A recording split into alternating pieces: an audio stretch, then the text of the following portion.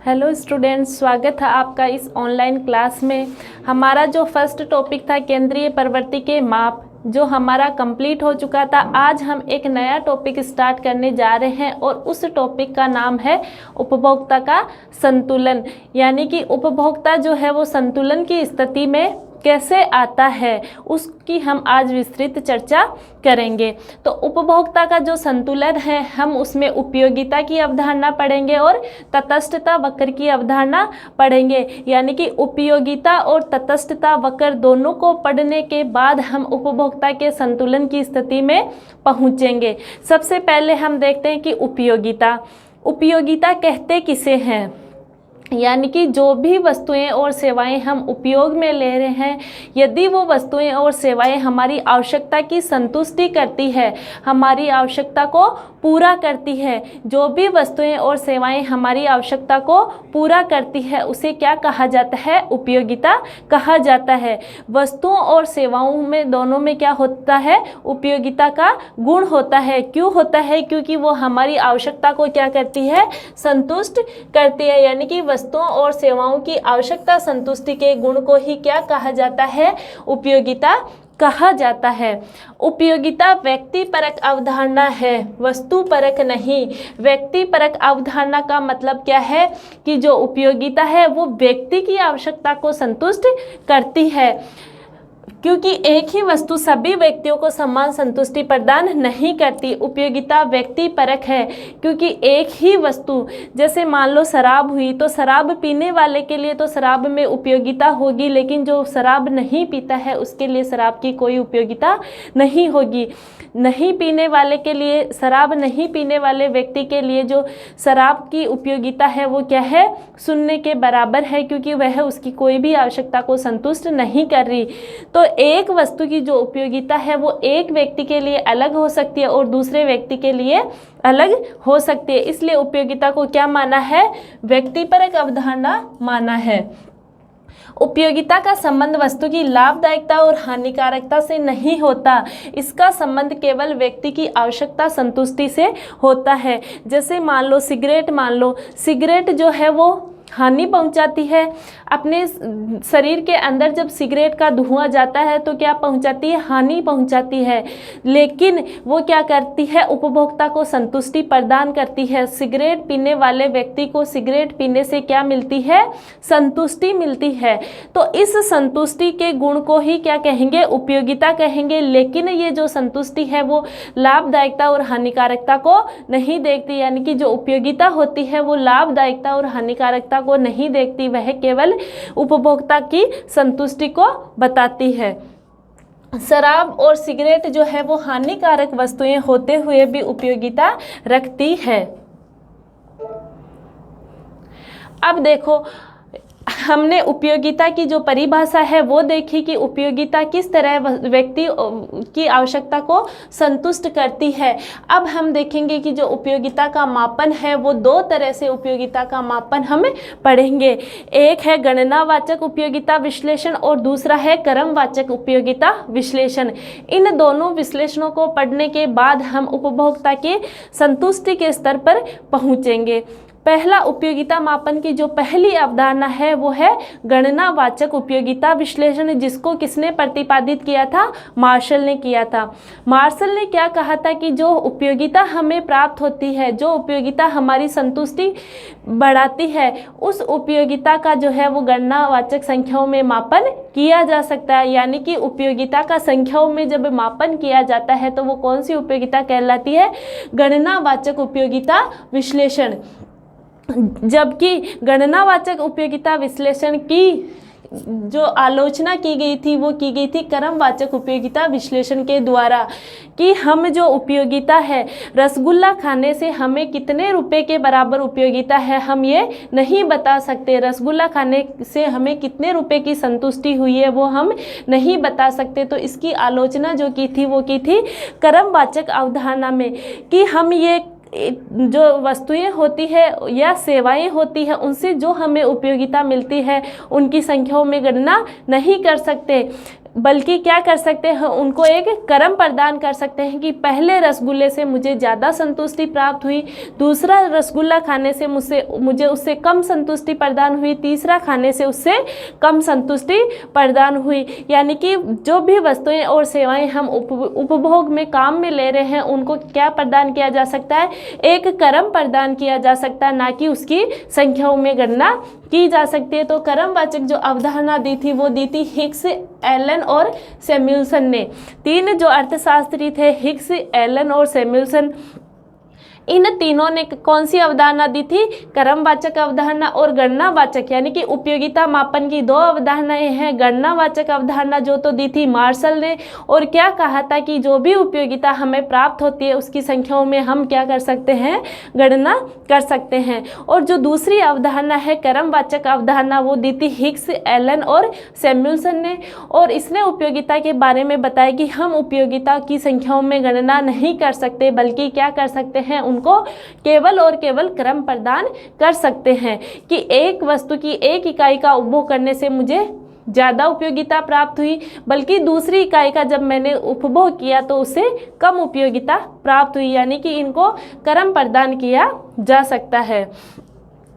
पहली जो विचारधारा है, इस विचारधारा का प्रतिपादन, गणनावाचक जो विचारधारा है हमारी, इस विचारधारा का जो प्रतिपादन किया था वो 1890 में प्रोफेसर मार्शल ने किया था। 1890 में गणनावाचक उपयोगिता विश्लेषण का जो प्रतिपादन किया था वो किसने किया था, मार्शल ने किया था। सीधा क्वेश्चन भी पूछा जा सकता है कि गणनावाचक उपयोगिता विश्लेषण का जो प्रतिपादन किया था वो किसने किया, तो किसने किया, मार्शल ने किया और 1890 में किया। इस विचारधारा के अनुसार वस्तुओं और सेवाओं से मिलने वाली उपयोगिता की संख्याओं में गणना की जा सकती है, कि हम जो है उपयोगिता को संख्याओं में माप सकते हैं। तो ये कौन सा विश्लेषण हो गया, गणनावाचक विश्लेषण। मार्शल के अनुसार कोई व्यक्ति किसी वस्तु या सेवा को प्राप्त करने के लिए जितनी मुद्रा खर्च करता है उस वस्तु व सेवा से उतनी ही यूटिल्स उपयोगिता प्राप्त होती है। यानी कि मार्शल क्या कहता है कि किसी वस्तु या सेवा को खरीदने के लिए हम जितना व्यय करते हैं, जितना मुद्रा का व्यय करते हैं, उससे उतनी ही संतुष्टि हमें प्राप्त होती है। और उस संतुष्टि को जो मापा है वो मार्शल ने किस में मापा है, यूटिल्स में मापा है। यानी कि जो मापन की इकाई है वो तो क्या है, मार्शल की उपयोगिता मापन की जो इकाई है वो तो क्या है, यूटिल्स है। और जबकि आधार क्या है, मुद्रा है, आधार मुद्रा है, क्योंकि किसी भी वस्तु और सेवा को खरीदने के लिए हमने कितना व्यय किया है, मुद्रा का कितना व्यय किया है, वो तो हो गया इसका आधार। और जो मापने की जो इकाई है वो क्या बताई है मार्शल ने, यूटिल्स, कि हम उपयोगिता को यूटिल्स में माप सकते हैं। गणनावाचक विचारधारा में उपयोगिता विश्लेषण हेतु सीमांत उपयोगिता और कुल उपयोगिता हम पढ़ेंगे। यानी कि गणनावाचक जो विचारधारा है उसमें सीमांत उपयोगिता और कुल उपयोगिता की अवधारणा हमें पढ़नी है। अब देखो सीमांत उपयोगिता किसे कहेंगे और कुल उपयोगिता किसे कहेंगे, और इन दोनों में जो रिलेशन होता है वो कैसे देखते हैं। रिलेशन पे जो सवाल है वो सबसे ज़्यादा पूछा जाता है। जैसे मान लो सीमांत उपयोगिता शून्य है तो कुल उपयोगिता क्या होगी, अधिकतम होगी। सीमांत उपयोगिता ऋणात्मक है तो कुल उपयोगिता क्या होगी, गिरती हुई होगी। ऐसा सवाल पूछ लिया जाता है कि जब सीमांत उपयोगिता बढ़ती है तो कुल उपयोगिता क्या होगी, बढ़ती हुई दर से बढ़ती है। अब देखो सीमांत उपयोगिता किसे कहेंगे, एक वस्तु की एक अतिरिक्त इकाई का उपभोग बढ़ाने पर कुल उपयोगिता में जो परिवर्तन आता है उसे ही क्या कह देते हैं, सीमांत उपयोगिता। जैसे मान लो मैं पहले वस्तु की 5 इकाइयों का उपभोग कर रही थी, अब मान लो मैंने 6वीं इकाई बढ़ाई, यानी कि एक अतिरिक्त इकाई का उपभोग बढ़ाने से जो कुल उपयोगिता है उसमें कितना चेंजेज आता है उसको ही क्या कह देते हैं, सीमांत उपयोगिता। इसका जो फॉर्मूला है वो बार बार पूछा जाता है कि सीमांत उपयोगिता का जो फॉर्मूला होगा वो MUX = delta TU x upon delta Q, यानी कि जो x वस्तु की जो सीमांत उपयोगिता है उसका फॉर्मूला क्या है, x वस्तु की कुल उपयोगिता में परिवर्तन, यानी कि एक अतिरिक्त इकाई बढ़ाने से कुल उपयोगिता में जो परिवर्तन होगा वो, और डेल्टा क्यू का मतलब है एक वस्तु के उपभोग में जो परिवर्तन हो रहा है, इकाई में जो परिवर्तन होता है उसका जो भाग देते हैं वो तो क्या निकल जाता है, सीमांत उपयोगिता, यानी कि डेल्टा टी यू यानी कि कुल उपयोगिता में जो परिवर्तन हुआ है और कितनी इकाई हमने बढ़ाई है उसका अगर भाग देते हैं तो हमारे पास क्या निकल जाती है, सीमांत उपयोगिता। एम यू का मतलब है मार्जिनल यूटिलिटी, सीमांत उपयोगिता। डेल्टा का मतलब है परिवर्तन को बताता है डेल्टा। टी यू है टोटल यूटिलिटी, यानी कि कुल उपयोगिता में क्या हो रहा है, परिवर्तन जो हो रहा है, यानी कि एक अतिरिक्त इकाई बढ़ाने से कुल उपयोगिता में जो परिवर्तन हुआ वो है डेल्टा टी यू। और उपभोग की अतिरिक्त इकाई, कितनी इकाइयाँ और हमने काम में ली है वो यहाँ आएगा, डेल्टा क्यू। अब इसका जो दूसरा फॉर्मूला है वो भी बार बार पूछा जाता है। क्वेश्चन आ सकता है कि निम्न में से सीमांत उपयोगिता ज्ञात करने का जो फॉर्मूला है वो कौन सा है, तो एम यू एन इकाइयों की जो सीमांत उपयोगिता है equal to T U N, यानी कि एन इकाइयों की कुल उपयोगिता minus T U N minus one, यानी कि एन इकाइयों की जो कुल उपयोगिता है उसमें से एन इकाइयों की जो सीमांत उपयोगिता है उससे पहले वाली इकाई की जो कुल उपयोगिता है उसको क्या कर देंगे, घटा देंगे। जैसे मान लो एम यू एन हमें निकालना है, टी यू एन है हमारे पास है, यानी कि कुल उपयोगिता जो है वो 5 है, और जो इससे पहले वाली जो टी यू एन संख्याओं की जो कुल उपयोगिता है उससे पहले वाली जो कुल उपयोगिता आएगी वो क्या आएगी, यहाँ आएगी। तो पहले इससे पहले वाली इकाई की जो कुल उपयोगिता है वो मान लो 4 है, तो सीमांत उपयोगिता क्या आएगी, 1 आएगी, यानी कि एक अतिरिक्त इकाई का उत्पादन बढ़ाने के लिए सीमांत एक अतिरिक्त इकाई का उपभोग बढ़ाने पर कुल उपयोगिता में जो परिवर्तन आएगा तो वो क्या आएगा, सीमांत उपयोगिता। तो पहले हम 4 इकाइयों का उपभोग कर रहे थे, अब 5 इकाइयों का उपभोग करने लग गए, तो सीमांत उपयोगिता का मान क्या होगा, 1 होगा। 1 इकाई हमने क्या कर दी, बढ़ा दी। अब देखो कुल उपयोगिता, एक वस्तु की विभिन्न इकाइयों का उपभोग करने पर प्राप्त संतुष्टि के योग को, यानी कि जितनी इकाइयां भी हम उपभोग में काम में लेते हैं, जितनी भी इकाइयों से हमें संतुष्टि मिलती है, अगर उन सभी इकाइयों को हम जोड़ देंगे तो हमारे पास क्या आ जाएगा, कुल उपयोगिता का मान आ जाएगा। यानी कि एक वस्तु की विभिन्न इकाइयों का उपभोग करने पर प्राप्त संतुष्टि के योग को कुल उपयोगिता कहते हैं, तथा कुल उपयोगिता सीमांत उपयोगिता का जोड़ होती है। जो कुल उपयोगिता होती है टी यू एन मतलब एन वस्तुओं की कुल उपयोगिता M U 1 plus M U 2 plus M U 3 और एम यू एन, यानी कि सीमांत उपयोगिताओं का जो जोड़ है वही क्या है, कुल उपयोगिता का फॉर्मूला है। यानी सीमांत उपयोगिताओं के जोड़ से ही हमें क्या प्राप्त होती है, कुल उपयोगिता प्राप्त होती है। यहाँ जो पहला फॉर्मूला है T U N equal to M U 1 M U 2 M U 3 और एम यू एन, ये जो है वो क्या है, कुल उपयोगिता का फॉर्मूला है। और इसमें जो दूसरा जो फॉर्मूला आ सकता है वो ये भी आ सकता है कि T U N sigma M U N, sigma का मतलब क्या होता है, जोड़ होता है, यानी कि सीमांत उपयोगिताओं का जो जोड़ है वो ही क्या है, कुल उपयोगिता है। अब देखो सीमांत उपयोगिता और कुल उपयोगिता के मध्य जो संबंध होता है उसको हम एक डायग्राम के द्वारा देखते हैं।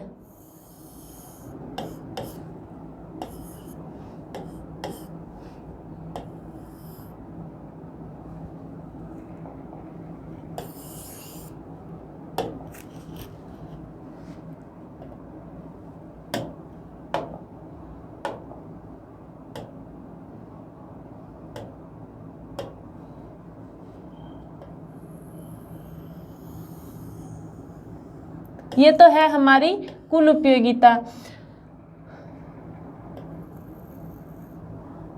जब कुल उपयोगिता अधिकतम होती है, यहाँ क्या है, कुल उपयोगिता क्या है, अधिकतम है।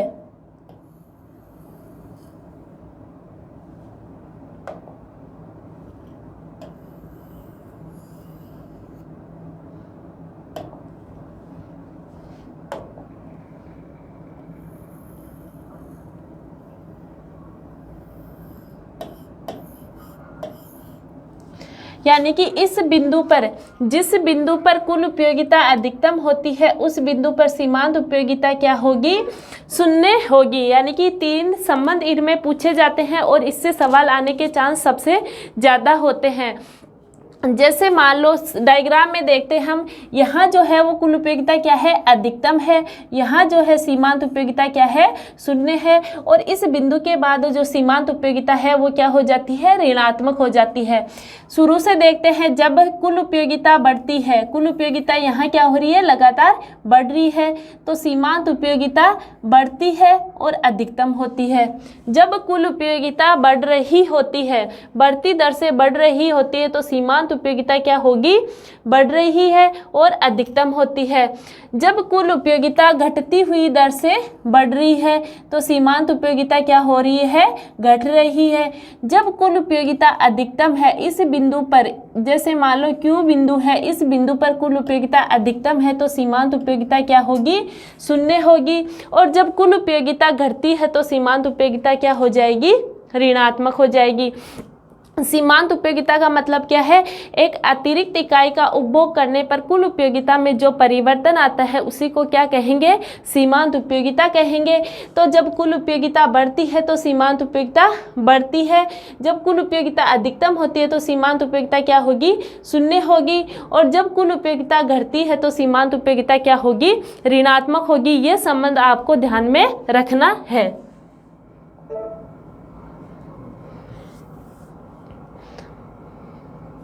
अब देखो, इन दोनों में 3 संबंध हमें देखने हैं कि जब सीमांत उपयोगिता धनात्मक होती है तो कुल उपयोगिता क्या होगी, बढ़ेगी। जब सीमांत उपयोगिता शून्य होती है तो कुल उपयोगिता क्या होगी, अधिकतम होगी, और जब सीमांत उपयोगिता ऋणात्मक होती है तो कुल उपयोगिता क्या होगी, घटेगी। ये तो था हमारा उपयोगिता विश्लेषण। गणनावाचक विश्लेषण में हमने क्या पढ़ा है, उपयोगिता की अवधारणा। अब दूसरा जो हमारा है, उपभोक्ता के संतुलन के लिए जो दूसरा विचारधारा हमें पढ़नी है वो क्या है, क्रमवाचक विचारधारा। क्रमवाचक जो विचारधारा है वो हिग्स, एलन तथा सैमुअल्सन नामक अर्थशास्त्रियों ने दी है। और इसमें क्या कहा है कि गणनावाचक में जिस उपयोगिता को अपन संख्याओं में माप सकते थे उस उपयोगिता को हम क्रमवाचक विश्लेषण में माप नहीं सकते, केवल उनको क्या किया जा सकता है, क्रम प्रदान किया जा सकता है। क्रमवाचक विचारधारा में उपयोगिता विश्लेषण हेतु तटस्थता वक्रों का प्रयोग किया जाता है। क्रमवाचक उपयोगिता विश्लेषण में क्या किया जाता है कि उपयोगिता के विश्लेषण हेतु तटस्थता वक्रों का प्रयोग किया जाता है। तटस्थता वक्रों को ही अधिमान वक्र, समसंतुष्टि वक्र, उदासीनता वक्र ये सब कह देते हैं। तटस्थता वक्रों का जो प्रतिपादन किया था वो क्या, किसने किया था, एजवर्थ ने। गणनावाचक क्रमवाचक विचारधारा का जो प्रतिपादन किया था वो किया था हिग्स, एलन और सैमुअल्सन ने। लेकिन आपको सवाल यदि ये पूछ लिया जाए कि तटस्थता वक्रों का जो प्रयोग सर्वप्रथम किया था वो किसने किया था, 1881 में एजवर्थ ने किया था। पेरेटो ने भी अपने कल्याणकारी अर्थशास्त्र में इनका प्रयोग किया था, किंतु तटस्थता वक्रों की सहायता से मांग का विश्लेषण मुख्य रूप से प्रोफेसर हिग्स, सैमुअल्सन और एलन द्वारा किया गया था। यानी कि तटस्थता वक्रों, आपको सवाल ये पूछ ले कि सर्वप्रथम तटस्थता वक्रों के बारे में किसने बताया, तो आपको क्या बताना है, एजवर्थ ने बताया 1881 में। लेकिन मांग विश्लेषण में इनका प्रयोग किसने किया, हिग्स, एलन और सैमुअल्सन ने। तटस्थता वक्र क्या होता है, तटस्थता वक्र जो होता है वह दो वस्तुओं के मध्य संतुष्टि के स्तर को बताता है, जिससे उपभोक्ता को क्या मिलती है, सम्मान संतुष्टि। यानी कि तटस्थता वक्र के प्रत्येक बिंदु पर उपभोक्ता को क्या मिलेगी, सम्मान संतुष्टि प्राप्त होगी। यानी कि सम्मान संतुष्टि को बताने वाला जो वक्र होता है वो कौन सा वक्र होगा, तटस्थता वक्र। प्रोफेसर